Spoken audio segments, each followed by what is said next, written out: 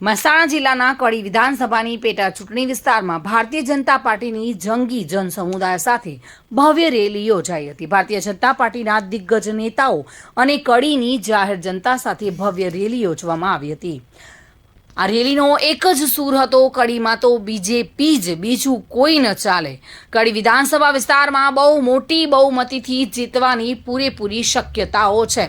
જાહેર જનતાના પ્રશ્નોને લઈને કડી ભારતીય જનતા પાર્ટી હર હંમેશ વિકાસના કામો કરતી આવે છે તેવા દાવાઓ કરી રહ્યા છે।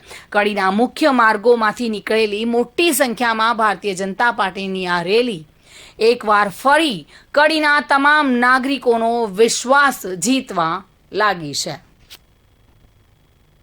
ભાવિન ભાવસાર સાથે bureau report, today Gujarati news.